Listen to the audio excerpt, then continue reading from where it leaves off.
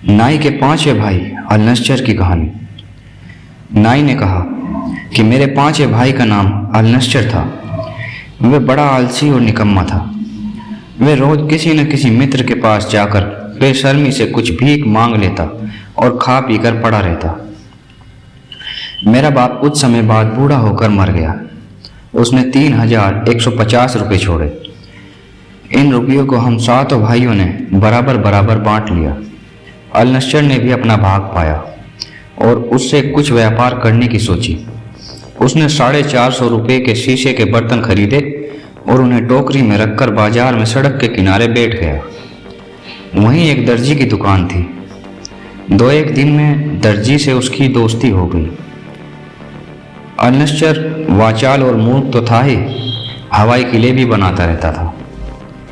एक दिन मैं दर्जी से कहने लगा, मैं इन 450 के बर्तन को 900 में बेचूंगा और फिर उससे और बर्तन लूंगा जिन्हें 1800 में बेचूंगा। इसी तरह व्यापार करते करते मेरे पास 3000 रुपये हो जाएंगे। फिर मैं बहुमूल्य व्यापार सामग्री, मणिक, मोती आदि खरीदूंगा और उनसे काफ़ी मुनाफा कमाऊंगा।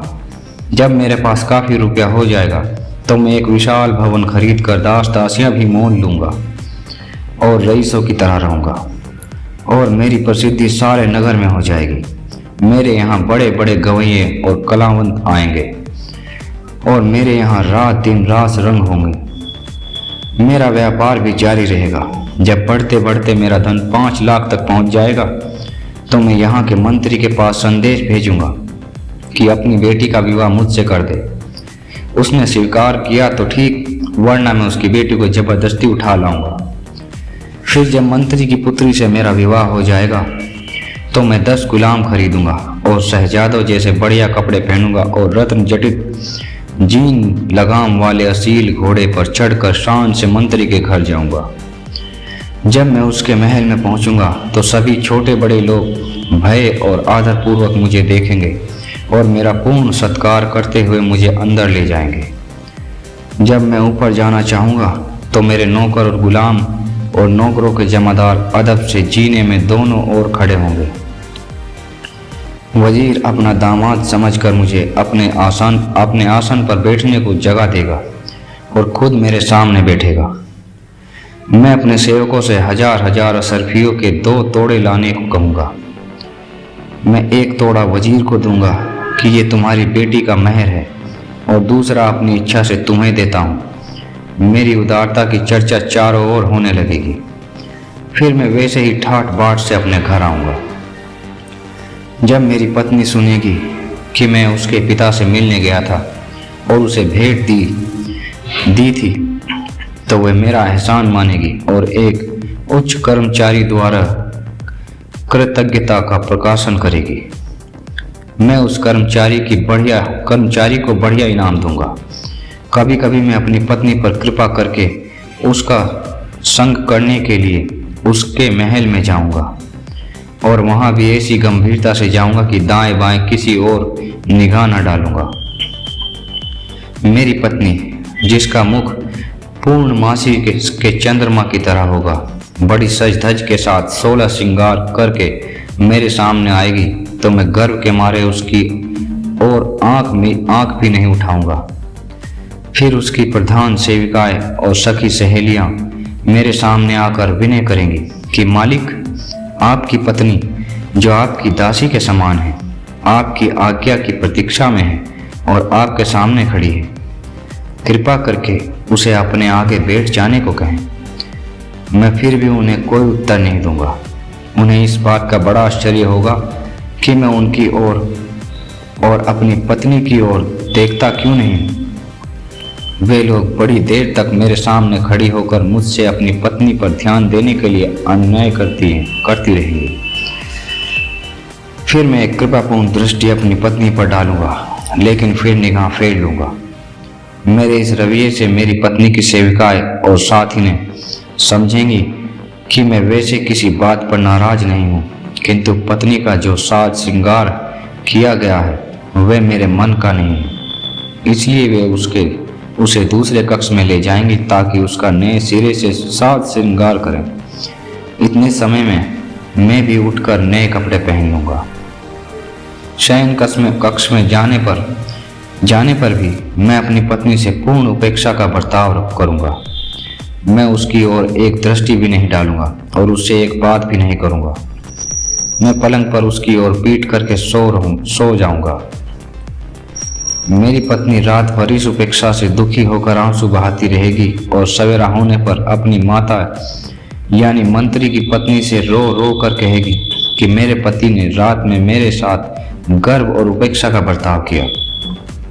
उसकी माँ उसे दिलासा देगी, फिर मेरे महल में आकर सम्मान पूर्वक मेरा हाथ चूमेगी और कहेगी, जमाई राजा, मेरी बेटी पर इतना अत्याचार ना करो कि उसकी ओर देखना ही छोड़ दो। उसका अगर कोई कसूर है तो बताओ, मैं उसे दंड दूंगी। वैसे ये तो कहने की जरूरत नहीं कि वे तुम्हारी दासी है और तब मन से तुम्हारी सेवा करना उसका कर्तव्य है। तुम उस पर एक बार तो कृपा दृष्टि करो। उसके इस अनुनय विनय का मुझ पर कोई असर नहीं होगा। फिर मेरी सास मेरे पास आकर मेरा पांव चूमेगी और मैं इस पर भी टस से मस नहीं होऊंगा। फिर मेरी सास शराब का एक प्याला भरकर मेरी पत्नी को देगी कि अपने पति को पिला दो, शायद इससे वे तुमसे खुश हो जाए। मेरी पत्नी मेरे सामने आकर प्याला लिए बहुत देर तक भयभीत सी खड़ी रहेगी। फिर वे कहेगी कि आपको उसी भगवान की सौगंध है जिसने आपको इतना ऊंचा बनाया है कि इस दासी के हाथ से मद्यपान लेकर पिए।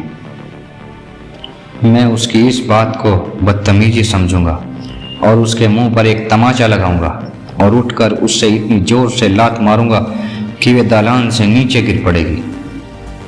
मेरा भाई अपनी कल्पना में इतना खो गया कि उसे अपनी स्थिति का भी ध्यान नहीं रहा। उसने उठकर उसी टोकरे पर जिसमें उसके शीशे के बर्तन रखे हुए थे जोर की लात जमाई। टोकरा सड़क पर जा गिरा और उसमें के सारे बर्तन टूट फूट कर बिखर गए। दर्जी जो उसकी बकवास को मजे लेकर सुन रहा था, हंसते हंसते लोटपोट हो गया। उसने मेरे भाई से कहा, मूर्ख अभागे, तुझे मालूम है कि तेरी ये हानि क्यों हुई है? तूने इतनी सम्मानित और सुंदर स्त्री का जो अपमान किया, ये उसी का फल है। अगर मैं तेरे ससुर यानी मंत्री की जगह होता तो ऐसी बदतमीजी पर तेरे 100 कोड़े लगवाता और गधे पर बिठाकर सारे शहर में घुमाता कि लोग तुझे दंडित अपराधी के रूप में जान जाएं। मेरे भाई को भी अपने माल की बर्बादी देखकर बड़ा दुख हुआ और वे रोने चिल्लाने लगा। बहुत से लोग उस समय जुमे की नमाज के लिए मस्जिद की ओर आ रहे थे। उसका रोना पीटना सुनकर वहां भीड़ इकट्ठी हो गई। लोग पूछने लगे कि क्या बात है। जब दर्जी ने उन लोगों को पूरा हाल बताया तो वे सब भी हंसने लगे और मेरे भाई का मजाक उड़ाने लगे। संयोग से उसी समय एक अमीर घराने की स्त्री पर्दे वाली सवारी पर बैठी कहीं जा रही थी और उस स्थान से गुजर रही थी। उसने सवारी रुकवाकर भीड़ के लोगों से पूछा कि क्या बात है, कौन रो रहा है और उस पर क्या विपत्ति पड़ी है। उन लोगों ने जल्दी से पूरी बात नहीं बताई बल्कि कह दिया कि एक गरीब बर्तन वाला एक चबूतरे पर टोकरे में बर्तन रखे था। संयोग से ठोकर लगी और सारे बर्तन जमीन पर गिरकर चूर चूर हो गए। उस स्त्री को दया आई। उसने अपने एक सेवक को सर्फियों की एक थैली देकर कहा कि उस बेचारे गरीब को दे आओ जिसका नुकसान हुआ है। सेवक ने वह थैली जिसमें 500 सर्फियाँ थी मेरे भाई अलनश्शर को दी। उसने थैली पाकर बड़ी प्रसन्नता व्यक्त की और उस दानी स्त्री को बहुत से आशीर्वाद देकर थैली लेकर अपने घर चला आया। कुछ ही देर में उसका दरवाजा किसी ने खटखटाया। उसने दरवाजा खोला तो देखा कि एक बुढ़िया खड़ी है। बुढ़िया ने कहा, बेटा, नमाज का समय हो गया है, मुझे एक लोटा पानी दो तो मैं वजू करके नमाज पढ़ लूँ। मेरे भाई ने देखा कि वह काफ़ी बूढ़ी है, इसलिए नितांत अपरिचित होने पर भी उसने उसे लाकर पानी दिया। बुढ़िया नमाज पढ़कर मेरे भाई के सामने आई और उसके सामने ऐसे झुकी जैसे नमाज में भगवान के समक्ष झुकते हैं और फिर उठकर उसे बराबर आशीर्वाद देती रही। मेरे भाई ने उसके फटे कपड़े देखकर समझा कि ये भीख मांग रही है। उसने असरफियों की थैली निकाली और उसे 2 असरफियाँ देने लगा। बुढ़िया ने वे असरफियाँ नहीं ली। मेरे भाई अलनश्शर ने बिगड़ कर पूछा कि क्या तू इतनी भीख से भी संतुष्ट नहीं है? बुढ़िया ने कहा कि तुमने गलत समझा कि मैं भिखारिन हूँ। मैं तो अति धनवान और सुंदर युवती की नौकरानी हूँ। वे मुझे बहुत कुछ देती है और मुझे भीख की जरूरत नहीं है। मेरा भाई मूर्ख तो था ही, उस बुढ़िया के फरेब को ना समझा और उससे कहने लगा कि हमें भी अपनी मालकिन को दिखाओ। इसके लिए वे उसे इनाम देने लगा। बुढ़िया हंसकर बोली, तुम ये इनाम रख लो और मेरे साथ चलो। तुम मेरी मालकिन को देखोगे ही। ये भी संभव है कि तुम्हारी सुंदरता देखकर वे तुमसे विवाह कर ले। ऐसा हुआ तो तुम वास्तव में भाग्यशाली हो जाओगे। असंख्य धन और अनिंद सुंदरी के स्वामी।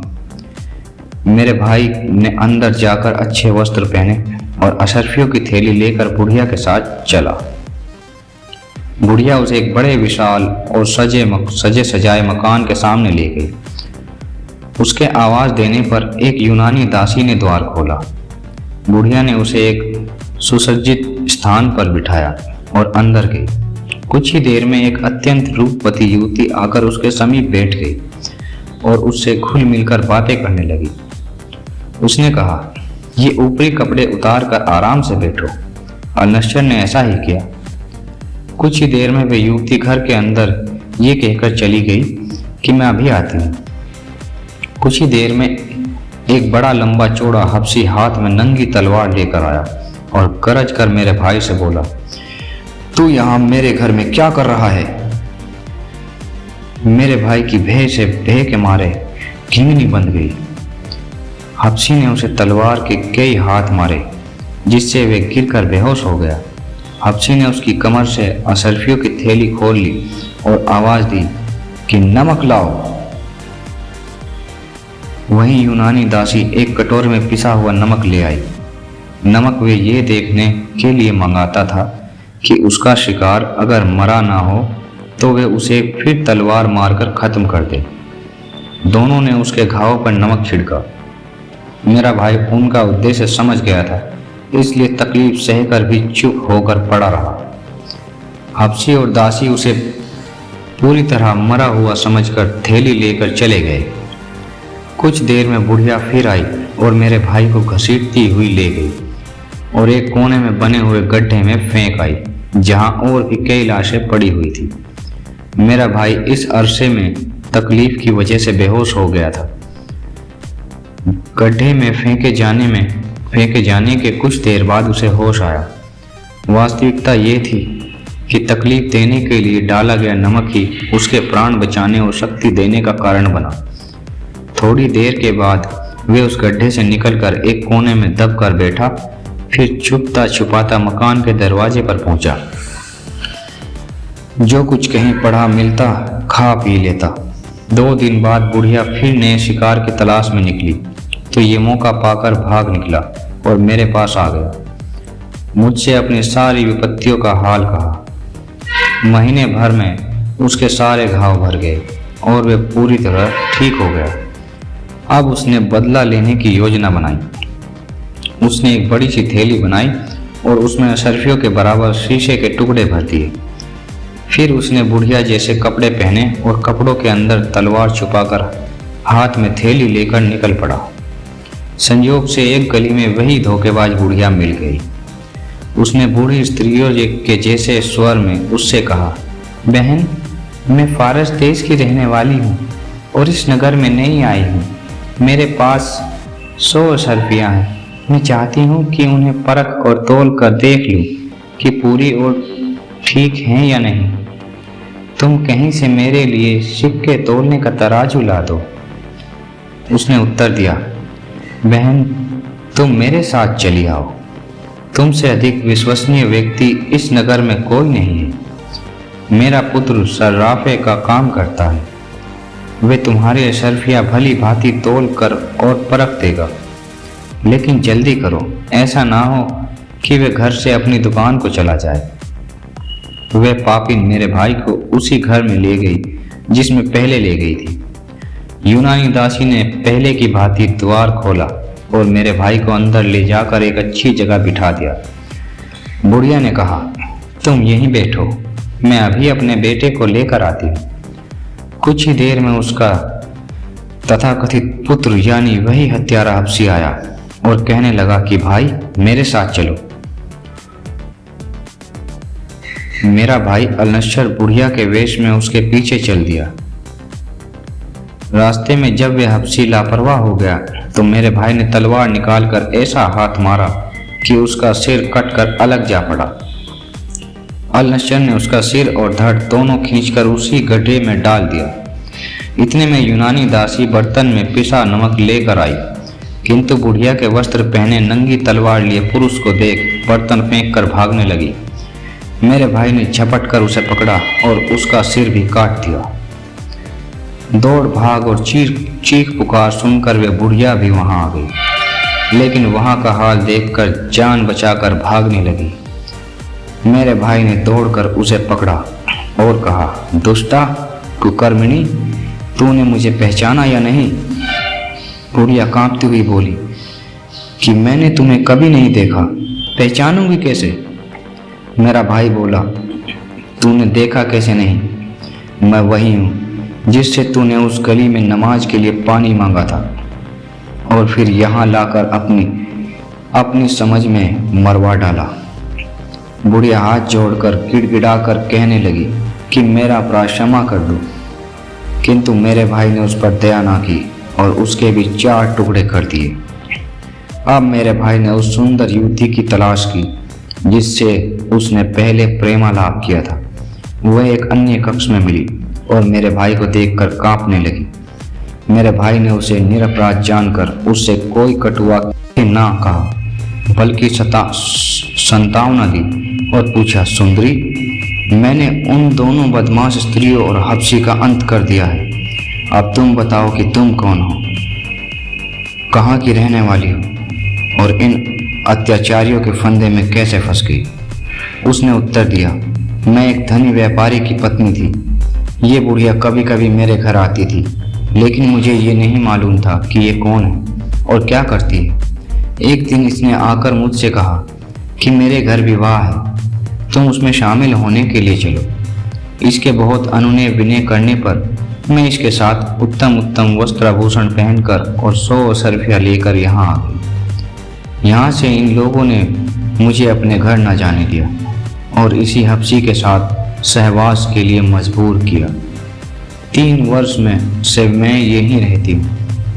इस हबशी से और इन लोगों के कुकर्तियों में विश्वस्ता पूर्वक शामिल होने से मैं बड़ी दुखी थी, किंतु कुछ कर नहीं पाती थी। मेरे भाई ने पूछा कि इन लोगों ने भोले भाले लोगों को मारकर कितना धन जमा किया है। उसने कहा कि धन तो इतना है कि तुम सारी उम्र आराम से रह सकते हो। ये कहकर वे उसे कई कमरों में ले गई जहाँ पर कई संदूक मुद्राओं आदि से भरे थे। मेरे भाई की ये देखकर आंखें फट गई। उस स्त्री ने उससे कहा कि तुम बाहर जाकर कुछ मजदूर ले आओ तो हम लोग ये सब यहाँ से उठा कर ले चलें। मेरा भाई बाहर जाकर बाजार की तरफ दौड़ गया और कई मजदूर लेकर आ गया, किंतु उसे देखकर आश्चर्य हुआ कि इतनी देर में वे स्त्री संदूकों के समेत गायब हो गई। केवल एक कोने में अनुमानित 500 सर्फियों के मूल्य का सामान पड़ा हुआ था। मेरे भाई ने सोचा कि चलो जो कुछ हाथ आया वही बहुत है, और मजदूरों से वही सामान उठवाकर अपने घर आ गया। दुर्भाग्य से मजदूरों को लाने के बाद उसने उस घर का दरवाजा बंद नहीं किया था, न बाहर जाने पर घर को ताला लगाया। अतएव आसपास के लोग वहां आ गए और मजदूरों को सामान उठाए हुए जाते देखकर और घर को खाली पाकर काजी के यहाँ चले गए और उससे सारा मामला बता दिया। मेरा भाई अपने घर में एक रात निश्चिंत होकर सो रहा था कि कई सिपाही आए और उसे पकड़कर काजी के पास ले गए। काजी ने उससे पूछा कि ये सामान कहाँ मिला। उसने कहा कि मैं ये सारी बातें सच सच आपको बताऊंगा, किंतु आप ये आश्वासन दे कि मुझे दंड ना दिया जाएगा। काजी ने कहा, सच बोलने पर मैं तुझे दंड न दूंगा।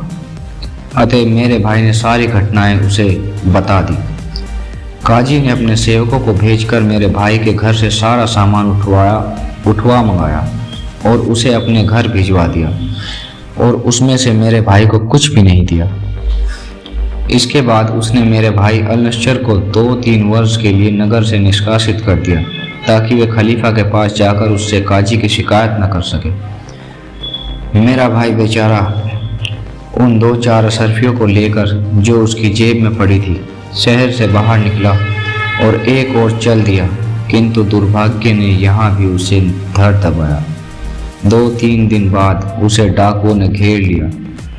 वे उसका सारा धन, यहाँ तक कि पहनने के कपड़े भी लूट कर ले गए।